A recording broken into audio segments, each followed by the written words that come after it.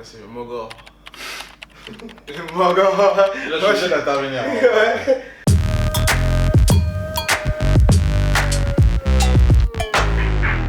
Moi, c'est Joker, Jock Rambo, Jock Travolta, Big Daddy Jock. Toutes sortes de Jock. Alors, qu'est-ce que représente Grigny pour toi dans le rap et même en général, que ce soit dans l'art, le sport, le cinéma? Moi, je peux plus me parler en termes de musique. Mhm. Pour moi, Grigny, ça représente pour moi la base de ce que j'ai. Donc, quand je me suis reconnu en écoutant du rap français, j'étais petit, je me suis mangé je me suis mangé le rap de Grigny en pleine face. C'est tout ce que je recherchais.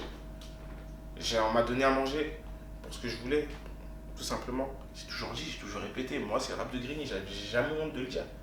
Il y a pas de. C'est comme demain, un petit qui grandit dans le Queen, c'est. Il y a un petit qui grandit au Brooklyn et d'un coup il y a Nas qui pète. Il dit mais putain moi c'est le rap du. Ouais, ok d'accord. Tu peux rien y faire. D'accord, Un mec qui c'est- grandit à New York, il y a Chronique qui sort au State, il dit à Los Angeles, il peut rien y faire.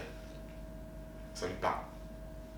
Ils sont plus connectés à ce genre de délire artistique que même au délire artistique qui est chez lui. C'est comme ça que j'ai fait le rap de Grigny.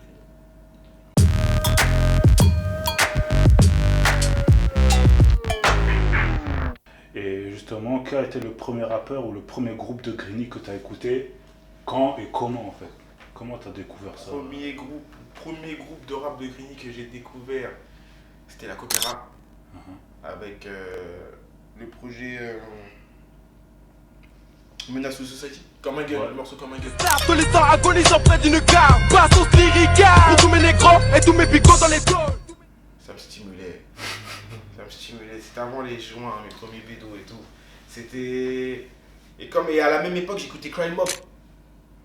La Crunk là. Ouais, Crime Ouais, Mob. d'Atlanta, ouais. Crime Mob, un groupe de Helen Wood. Ouais, ils ont fait leur reprise, hein. Et je m'en souviens, la Coopéra, ils avaient fait la reprise de Knuff If You Bug.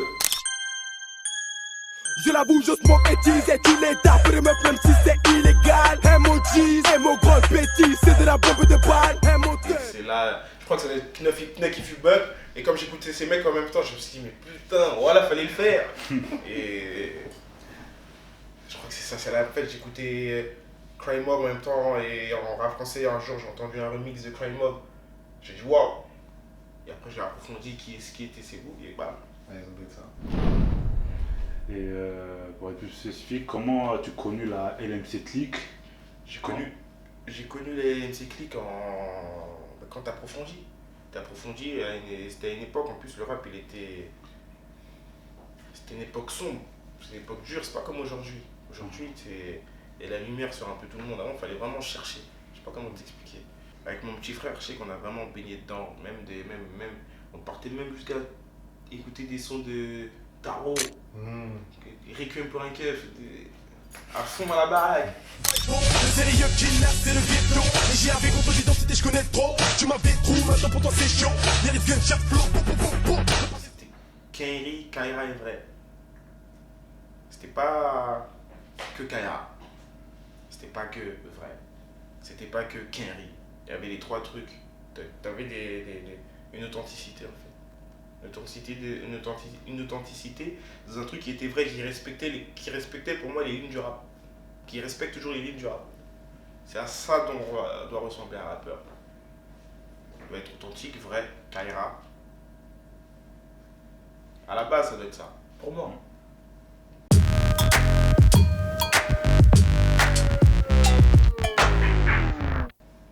Et quelle leçon qui a le plus tourné en tout cas dans ta ville de la LMC? Le son qui a le plus tourné dans ma vie, c'est Super Thug, je crois. Ouais. Ça, c'est classique. Quand tous les quartiers de France entendront ce refrain, les prolos crieront, les beaux crieront.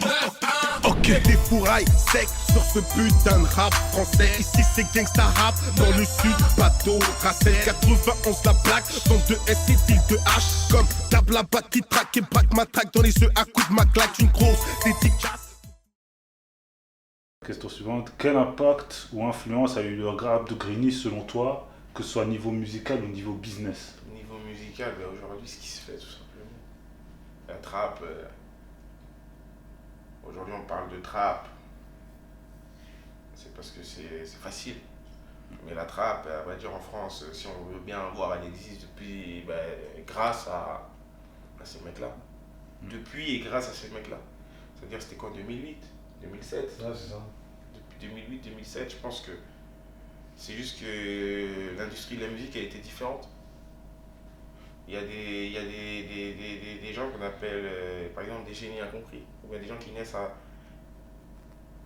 une décennie avant laquelle ils auraient dû naître. C'est triste, c'est comme ça. C'était des genres de laboratoire, tu veux dire. Genre, c'est eux qui ont fait, qui étaient trop en avance, et après les autres, ils sont... Qui n'étaient pas en avance, ils étaient dans le... C'est juste le rap français qui est en retard. Sinon, ils n'étaient pas en avance, ils étaient dans les temps. Et la trappe. Aujourd'hui, c'est ce qui vend le plus aujourd'hui. 10 ans avant, c'était mort, frère. C'était que des mecs comme moi, on écoutait dans les cités. C'est quoi le mot d'argot, on va dire le mot du zer de chez eux, qui t'a fait péter un câble et que tu utilises le plus dans la vie de tous les jours? C'est le mogor. Le mogor. Là, je suis obligé d'intervenir. Ouais.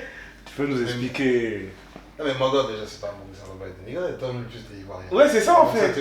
C'est ça. Quand j'ai entendu ça, j'ai dit ah ouais, ok, c'est bon. C'est ça. Si. C'est pas, toi, c'est vraiment littéralement, je dis Mogor, parce que c'est écrit Mogor. C'est ça, mogor.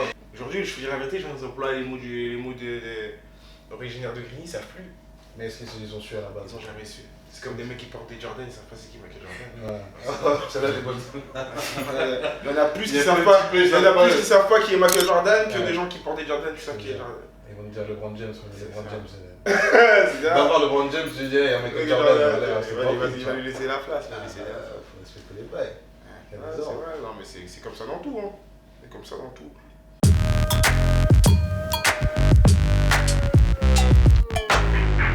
Dernière question, tu penses que Jackmani peut apporter quoi dans son dernier projet et qu'est-ce que tu attends de ce projet, que ce soit featuring, toi tes attentes au niveau qualité?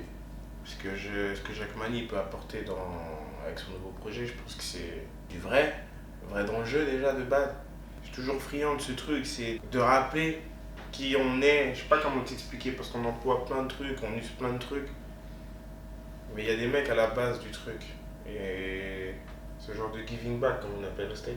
Moi, un mec comme Jackmani, je le vois comme...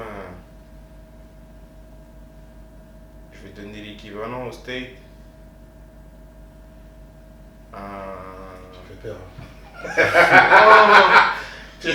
Non, mais écoute, connu, des mecs, c'est des stars dans la street. Je sais pas comment t'expliquer. Des mecs comme Lil Boozy. C'est des stars dans la street. Le rap game le sait. C'est-à-dire demain il peut appeler n'importe quel mec du rap game et il va venir. Tu vois? C'est comme ça que ça va se passer. C'est comme, moi je vais dire, des mecs même plus anciens que Lil Boozy, des mecs comme Juicy qui sont encore là. Ouais. Demain ils sont à un projet, il est allô. Ouais. Ça je dois Même trouver un mec comme Drake, il sait qui est Juicy J.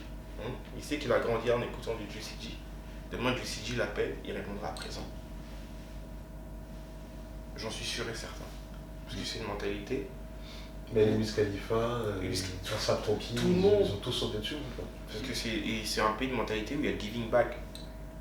Tu m'as donné de l'amour, tu m'as donné de l'inspiration. Moi, c'est ce que Jackmani m'a donné. Je vais pas le mentir.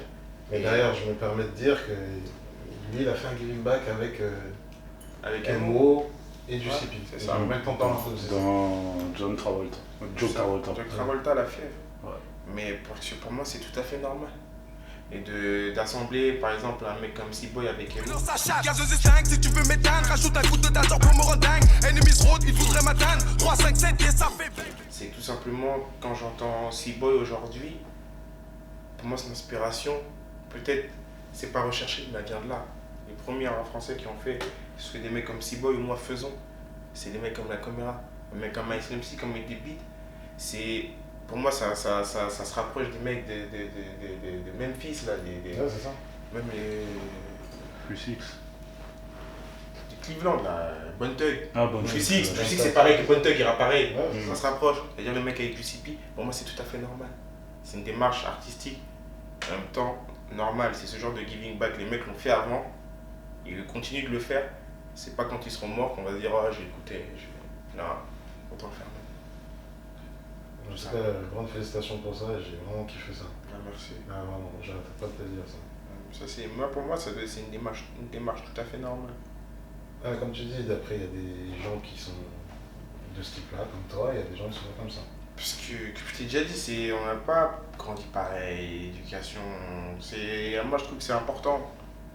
Et qu'il y en a beaucoup aussi aujourd'hui qui font du rap et qui s'en battent les couilles, tout simplement, qui ne connaissent pas. Parce qu'aujourd'hui, c'est accessible à tout le monde. C'est leur droit, hein. C'est leur droit et moi, je peux pas me comporter comme eux, alors que je sais, eux ne savent peut-être pas. Ah ouais, ils savent pas.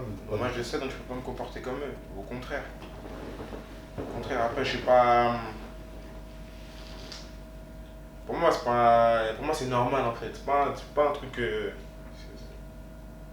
Comme tout à l'heure on parle de mecs comme Asaf avec UCG, ou bien demain tu peux même voir un Lil Boozy avec un Lil Uzi Vert, tu vois, c'est vraiment deux générations complètement différentes. L'autre il peut être le daron de l'autre, mais c'est le rap. Et c'est un truc, ce qui fait que c'est un truc qui reste entre nous. À partir du moment où on oublie ça, on se rend pas compte, c'est ça qui fait qu'il nous glisse entre les doigts. C'est comme des livres d'histoire qui disparaissent, des livres d'histoire qui brûlent. Et la télé, elle va te montrer elle va montrer à Lucas, 13 ans, qui habite dans le Lot. C'est triste, hein, mais elle va lui montrer que le rap, c'est Big Flo et Oli. De base, et les médias, ils font leur travail. Mais si nous-mêmes, des Renois de quartier, on ne fait pas notre travail à nous, c'est ce qu'eux, ils font qui va rester. C'est-à-dire, demain, c'est... Tout ce qui s'est passé avant, ça va s'effacer, c'est ça que je trouve triste.